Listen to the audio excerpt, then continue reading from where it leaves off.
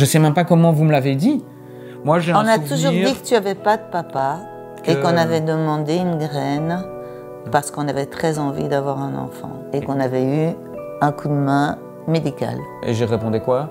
Mais rien, c'était bon. Voilà, et je retournais jouer au Lego et putain de Lane. Et j'ai l'impression, moi c'est le souvenir que j'en ai aujourd'hui, c'est qu'à chaque fois que j'étais capable de comprendre une notion, que ce soit le don de sperme, que ce soit la transidentité, vous me l'expliquiez au fur et à mesure, et très naturellement, de manière très progressive, j'ai compris dans quel cadre je grandissais. Il n'y a jamais eu de choc, il n'y a jamais eu d'incompréhension, il n'y a jamais eu de mensonge, synchronicité, yay.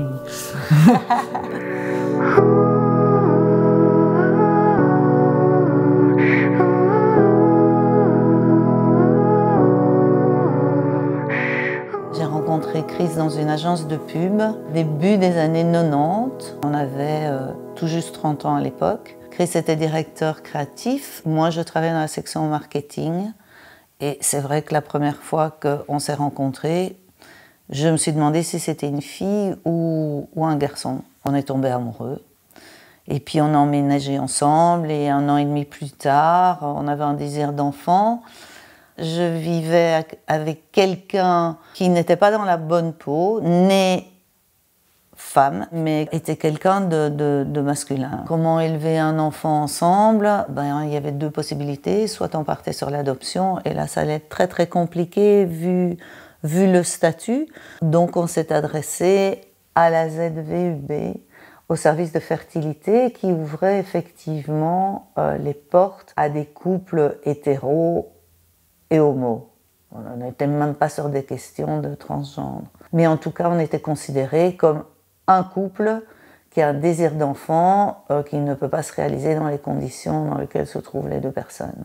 Je pense que c'était la seule solution possible. Moi, j'avais pas envie de faire l'amour avec quelqu'un qui allait rester comme le père biologique. Et le fait d'être validé dans notre démarche par une institution médicale me donnait... Une légitimité.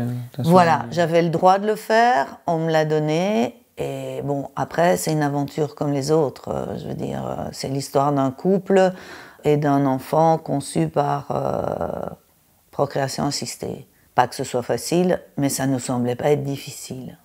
Quand je devais me présenter, souvent je disais « j'ai une mère bi, un père trans » et je pense que ça m'a appris l'ouverture d'esprit et que les choses pouvaient être autrement et que c'était très bien aussi. Voilà. Moi, j'essayais de tout expliquer. Et je me souviens quand on fêtait les anniversaires de Félix à la maison, il y avait des enfants qui regardaient Chris comme ça, lui disant « T'es qui toi? T'es un garçon ou une fille ?» Et je me souviens que Chris répondait « Mais qu'est-ce que tu crois? » « Ben, un garçon. » Eh ben alors, c'est bien comme ça.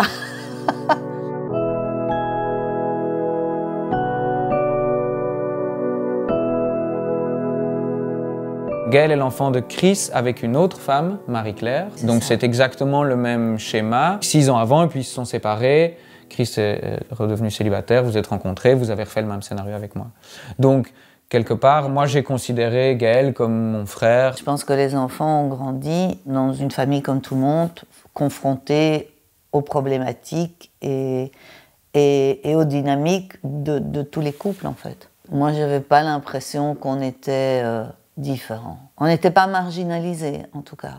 J'ai beaucoup plus souffert d'avoir un père qui était absent, puisqu'il était très absorbé dans son travail. Dans son travail de scénariste, oui. Et qu'on ne passait pas forcément beaucoup de temps ensemble. J'ai beaucoup plus souffert de cette absence-là que du fait de ne pas avoir un papa avec un zizi, comme pouvaient avoir mes copains ou mes copines. Moi, j'avais 2 parents et c'était pas une question importante. Comme il était trans, Chris étant décédé, c'est pour ça qu'on en parle au passé, il arborait aussi tout un tas de caractéristiques dites typiquement masculines. Donc quelque part, j'ai grandi potentiellement avec aussi beaucoup de réflexions très masculines. Enfin, je me suis rendu compte après, en discutant avec des amis, que oui, j'avais personne peut-être pour discuter de mes questions sur mon zizi, mais en fait, mes potes qui avaient un papa, ils posaient pas leurs questions sur le zizi avec leur père non plus, donc en fait ça changeait rien. Nos rôles, en tout cas dans la famille, étaient très cloisonnés. Pour surtout ne pas être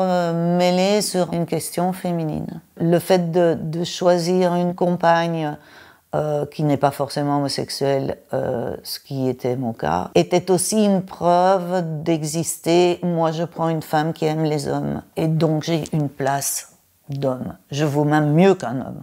Et la structure de la famille, finalement, venait renforcer l'idée d'une place d'un homme et d'une femme.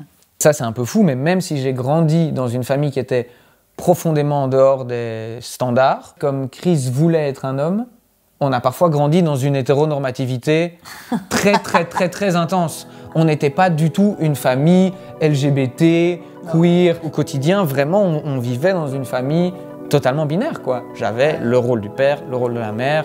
Exacerbé, les deux.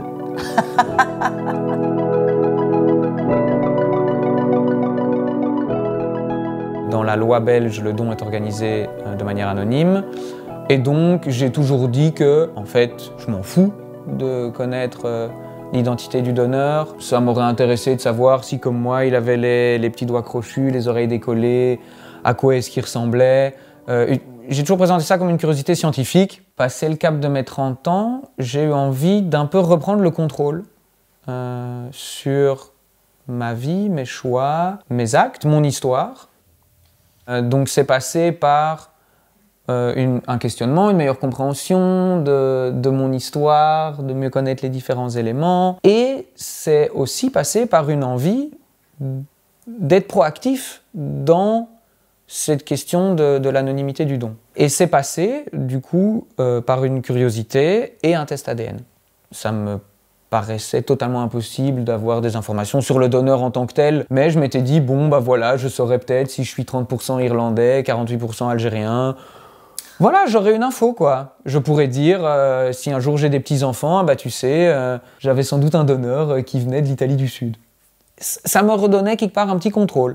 Les résultats du test sont arrivés et il y a 3 demi-sœurs biologiques qui sont apparues, qui avaient aussi fait le test et qui donc étaient dans la même banque de données, qui étaient du coup issues du même donneur. Et donc ça a ouvert une espèce de boîte de Pandore que j'avais pas du tout entrevue. On s'est envoyé des messages, on s'est vus, on s'est bien entendu, on a décidé de rester en contact et du coup de créer un lien social. Et il y en a 2 que du coup maintenant je considère comme mes sœurs et avec lesquelles on a décidé de continuer à développer une relation.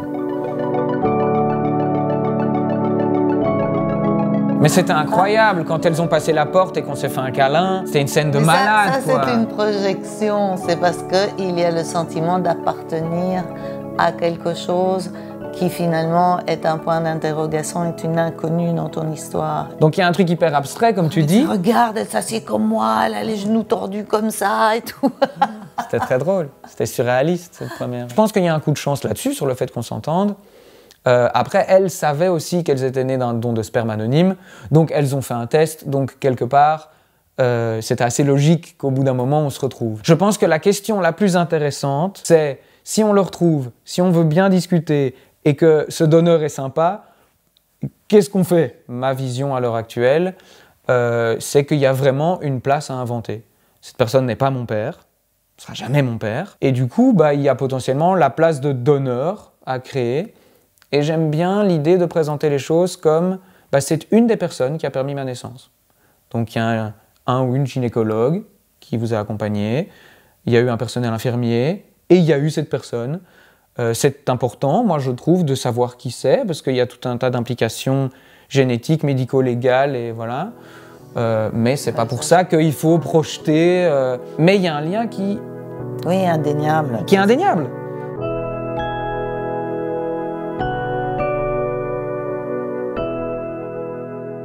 Au plus il y a eu un secret, au plus longtemps ça a duré, au plus gros il a été, au plus on a tenté de cacher certains éléments, quels qu'ils soient, à l'enfant. C'est toujours le cas pour tout. Au plus, quand c'est découvert, c'est douloureux. C'est une bombe. Et donc vraiment, dans tous les témoignages, c'est ça, les gens qui en souffrent le plus, c'est les gens qui ont eu le sentiment d'être trompés, qu'on leur avait menti, que leurs parents leur avaient menti. On était peut-être, oui, des pionniers dans une aventure différente et on l'a vécu avec vraiment beaucoup de simplicité.